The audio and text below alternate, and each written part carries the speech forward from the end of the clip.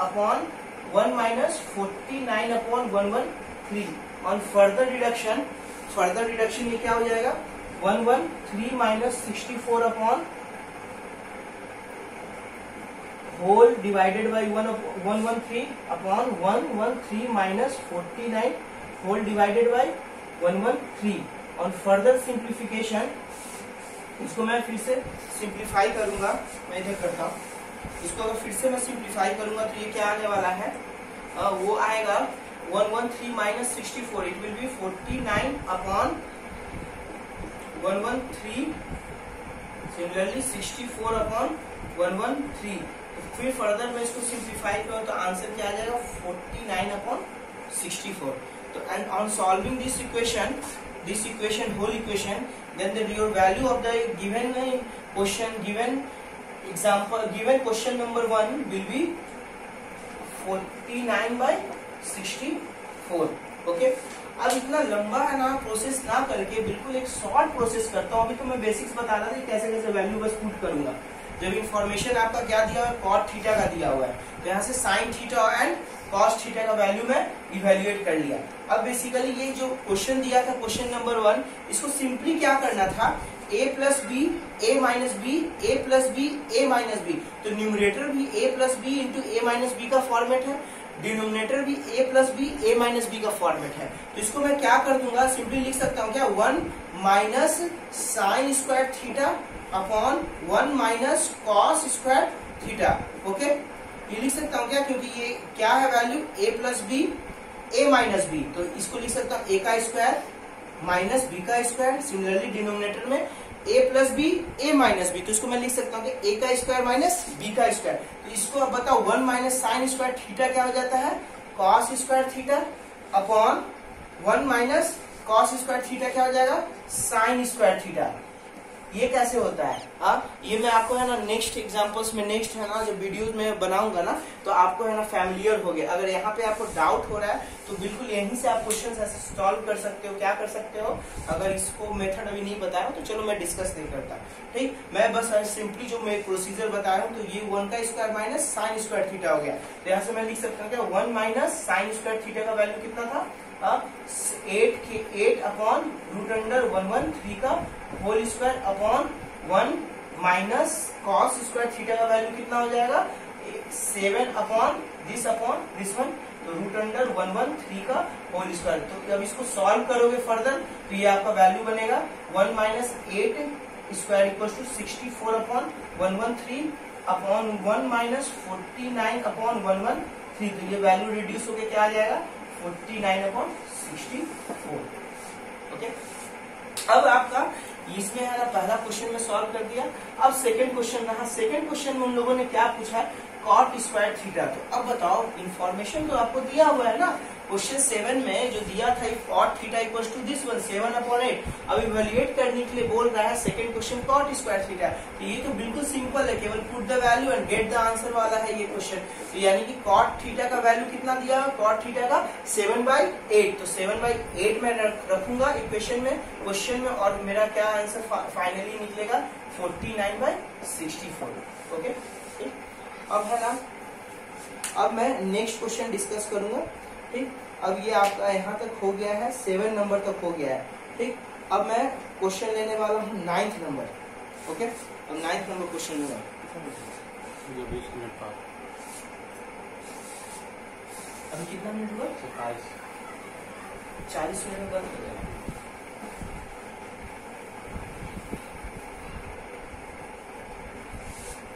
अब मैं 9th number लेने वाला, क्वेश्चन नंबर 9। ओके, 9 में क्या दिया हुआ, in triangle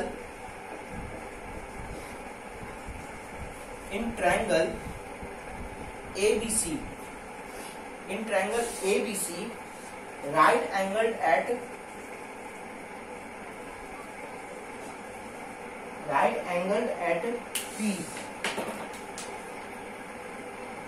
P, sorry, right angled at B, then if tan A is equals to 1 upon √3 then find the value of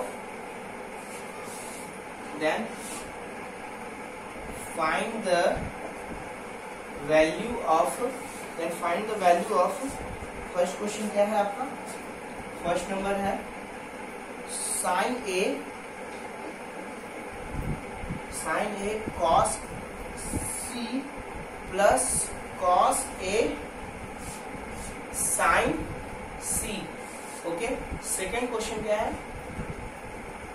second question है आपका cos A cos C minus sine A sine C. Okay, question में क्या दिया हुआ है कि in triangle ABC right angle at B, यानी कि ए बी और सी कोई है ना आपका ट्रायंगल है, इसको मैं ऐसे नेमिंग कर देता हूँ, बस नेमिंग चेंज कर रहा हूँ, and right angle at B. ठीक, और इंफॉर्मेशन क्या दिया, tan A is equal to 1/√3, यानी कि ये एंगल आपका क्या हो गया, एंगल A, और इसका है ना 1/√3 है। 1/√3 मतलब ये वैल्यू बेसिकली क्या K ले सकता हूँ, क्योंकि मैं लिख सकता हूँ क्या tan A इक्वल टू 1/√3, इसको लिख सकता हूँ ना K/√3K। ओके, ये इंफॉर्मेशन को यूज करते हुए मैं जो राइट एंगल ट्रायंगल है साइड्स अननोन साइड्स से उसका वैल्यू लिख रहा हूँ। तो ये जो CB का वैल्यू कितना हो गया K, और इसका BA का क्या वैल्यू हो गया √3K। ओके, अब बताओ यहाँ पे साइड अननोन साइड्स कौन सा है आपका, अननोन साइड हाइपोटेन्यूज है क्या AC।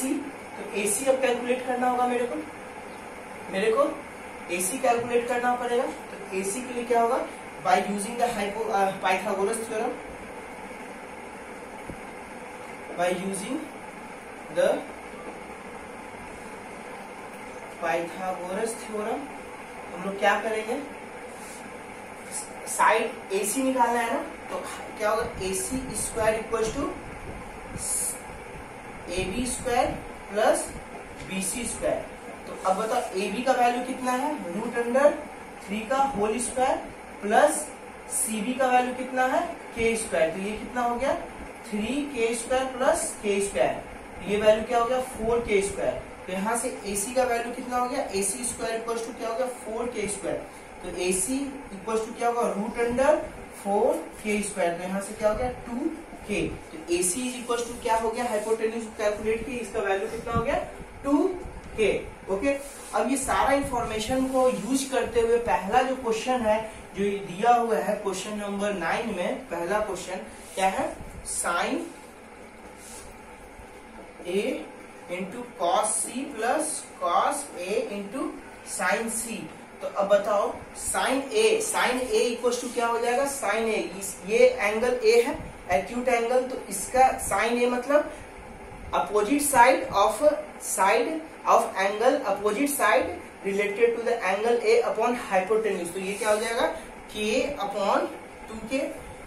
Similarly cos sine A into cos C है, तो इंटू के लिए एक मल्टीप्लीकेशन का साइन आया, cos C is equal to K times into 2K, K/2K plus cos A equal to √3K, क्योंकि कॉस A का एडजेसेंट साइड क्या है √3K एंड हाइपोटेन्यूज क्या है 2K, यानी कि कॉस A क्या हो जाएगा √3K upon 2K into sine C is equal to opposite side related to the angle C upon hypotenuse. तो ये क्या हो जाएगा √3K/2K।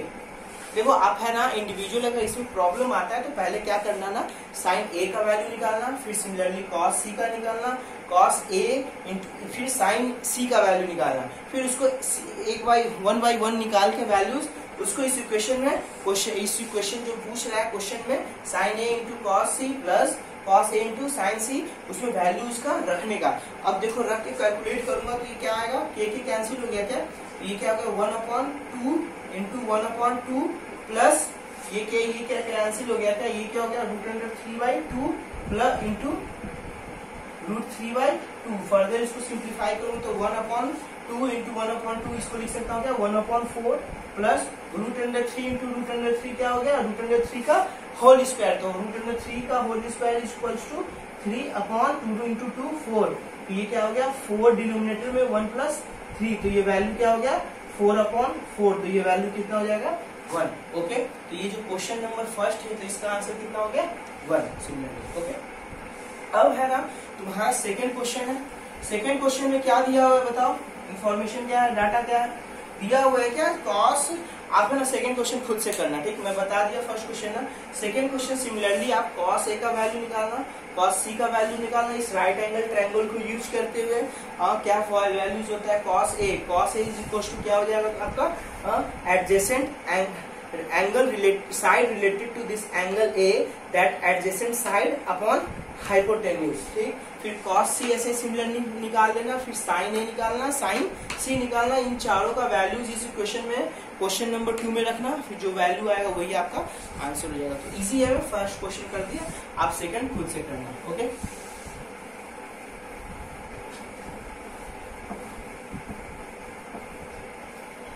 अब देखो क्वेश्चन नंबर 10। क्वेश्चन नंबर 10 है ना खैर एग्जाम्पल नंबर है ना बिल्कुल सिमिलर टू 5 से पूछा हुआ है, वैसा ही है पैटर्न, लेकिन मैं क्वेश्चन सॉल्व कर देता हूँ, आप लोग थोड़ा कंफ्यूज हो जाओगे। In triangle P Q R given the information that right angled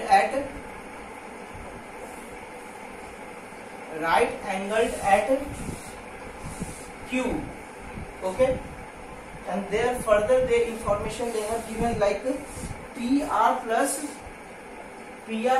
QR is equals to 5 centimeter, okay, sorry 25 centimeter, equals to 25 centimeter, and PQ is equals to 5 centimeter. Then determine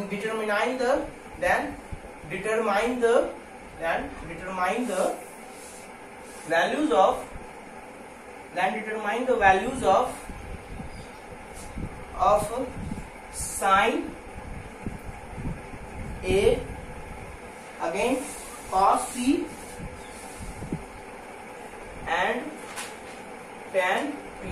okay, अब देखो ये question में क्या दिया हुआ है, in right angle triangle PQR, right angled at Q, and information क्या दिया हुआ PQ plus QR is equal to 25 centimetre.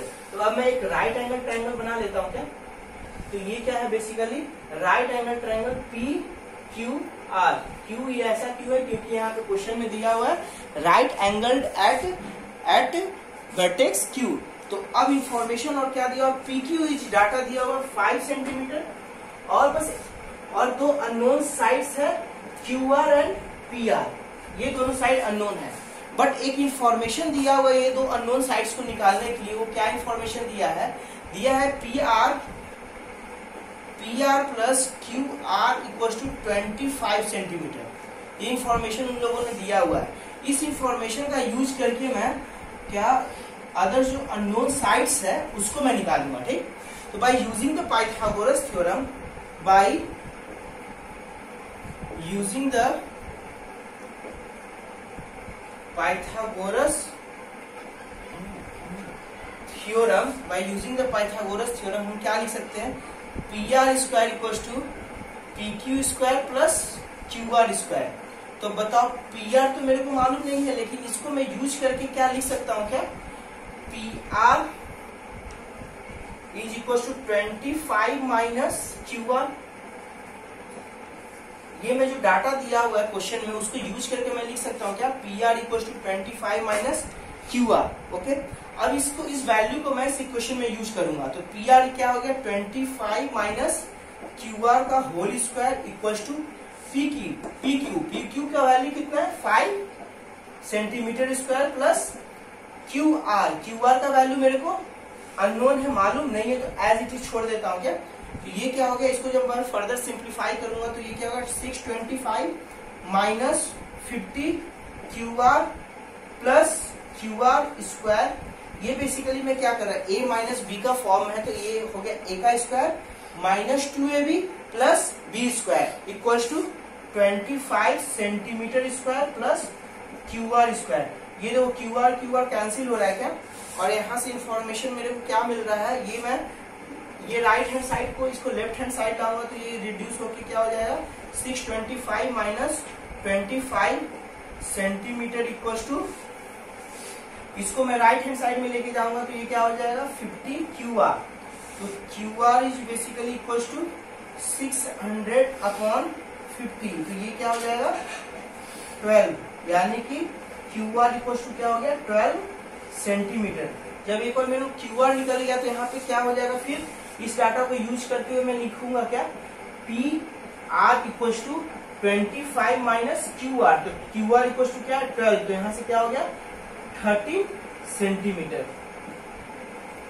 Okay, तो अब बताओ ये जो अननोन वैल्यूज है राइट एंगल ट्रायंगल का साइड्स का अननोन जो वैल्यूज है, तो ये क्यू आर का वैल्यू कितना आ गया 12 सेंटीमीटर, और ये तो आपका पी आर कितना हो गया 30, ये पी आर कितना हो गया 30 सेंटीमीटर। ओके, अब देखो फर्दर मैं क्या करता हूँ, जब ये सारा डाटा मेरे को मिल गया तो अब मेरे को वैल्यूज, जब डाटा राइट एंगल ट्रायंगल का मिल गया तो मेरे को जो क्वेश्चन में पूछा था ट्रिग्नोमेट्रिक रेशियोज का value sine A cos P and tan P, तो अब उसको इजिली कैलकुलेट कर लूंगा ना, क्योंकि मेरे को साइड के रेशियो का वैल्यू मालूम है ना। तो ये दिया हुआ है 13 सेंटीमीटर 12 सेंटीमीटर और ये डाटा दिया हुआ था 5 सेंटीमीटर। तो sine A is equal to क्या हो जाएगा, sine A sorry sine P दे है given, sorry here it is P, then sine P is equal to क्या हो जाएगा, साइन पी इज, तो ये एंगल है पी, ये एंगल के का अपोजिट साइड कौन है Q R upon hypotenuse P R, तो क्यू आर क्या हो गया 12 सेंटीमीटर और पी आर कितना हो गया 13 सेंटीमीटर, तो बेसिकली कितना आंसर हो गया 12/13। सिमिलरली कॉस पी क्या हो जाएगा मेरा, cos P is equal to क्या हो जाएगा this side upon hypotenuse P Q, यानी कि P R P Q upon P R, तो पी क्यू कितना 5 सेंटीमीटर अपॉन 13 सेंटीमीटर, तो ये वैल्यू कितना हो जाएगा 5/13। सिमिलरली टैन पी क्या हो जाएगा, टैन पी आपका हो जाएगा, बताओ क्या हो जाएगा P Q R upon P Q, तो ये वैल्यू कितना हो जाएगा 12 सेंटीमीटर अपॉन 5 सेंटीमीटर, तो आंसर क्या हो जाएगा 12/5। ओके, तो अब है ना आपका एक्सरसाइज 8.1 कंप्लीट हो गया है। अब क्वेश्चन नंबर 11 बस एक बचा हुआ है इसमें एक्सरसाइज 8.1 में, जो कि क्वेश्चन में पूछ रहा है state whether the following are true or false, justify your answer। For example, the value of tan A is always less than 1, पूछ रहा है क्या, तो आपको जस्टिफाई करना पड़ेगा। फिर दिया हुआ है second sec A is equals to 12/5 for some values of angle A। फिर क्वेश्चन है third cos A is the abbreviation used for the cosecant of angle A, cot A is the product of cot A into A। फिर fifth question है sin theta is equal to 4/3 for some angle theta. तो देखो ये जो questions है इसमें 11th number question exercise 8.1 का 11th number question में, उसमें सब क्वेश्चन से 5 क्वेश्चन है, जिसमें से 5 क्वेश्चन में से आपको इजी क्वेश्चन से बिल्कुल बेसिक्स जो मैं कवर किया हूँ ना, वही उसी के पैटर्न पे ये सब क्वेश्चन है मैं आपको पीछे में ना कवर कर चुका हूँ। ठीक, जैसे फॉर एग्जाम्पल एक क्वेश्चन मैं 11 का ले लेता हूँ। क्वेश्चन नंबर 11 का एक क्वेश्चन है सब पार्ट 4। तो क्वेश्चन नंबर 11 में है सब पार्ट नंबर 4 में क्या दिया हुआ है, cot A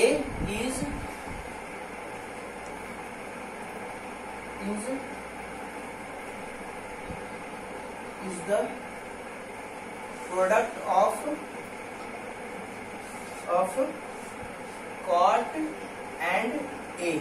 अब बताओ ये क्या सही है स्टेटमेंट, क्या जस्टिफाई करने के लिए बोल रहा है, जस्टिफाई योर आंसर। पहले तो ये बताओ ट्रू है या फॉल्स, पहले तो ये क्या है इंफॉर्मेशन फॉल्स है। क्यों, क्योंकि देखो अब मैं क्या करता हूँ, एक right angle triangle for example A B C बनाता हूँ। और राइट एंगल एट बी है, तो ये एंगल मैं थीटा लेता हूँ, ठीक।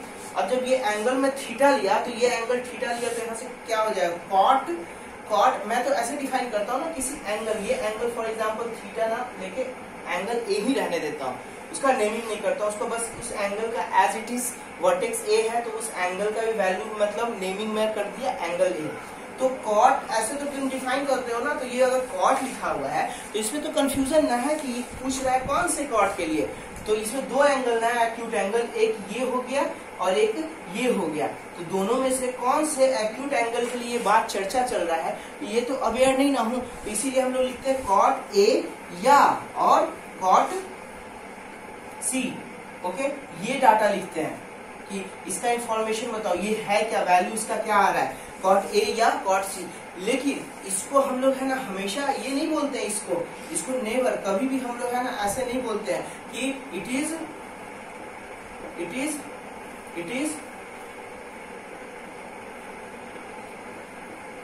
Is product of cot and a, ऐसा हम लोग कभी नहीं बोलते हैं, हम लोग को ऐसा नहीं बोलते, ये प्रोडक्ट नहीं है, बेसिकली ये कॉट ए है, मतलब कि कॉट ए मतलब वैल्यू, जैसे ये कॉट ए है मतलब कि इस एंगल का कोसेकेंड वैल्यू क्या है, समझे, इस एंगल का कोसेकेंड वैल्यू क्या है वो मेरे को बताता है कॉट ए, तो cot A is equal to क्या हो जाता है, this upon this at side related side adjacent side related to the angle A upon opposite side related to the angle A, तो वैल्यू क्या हो जाएगा B A B upon B C.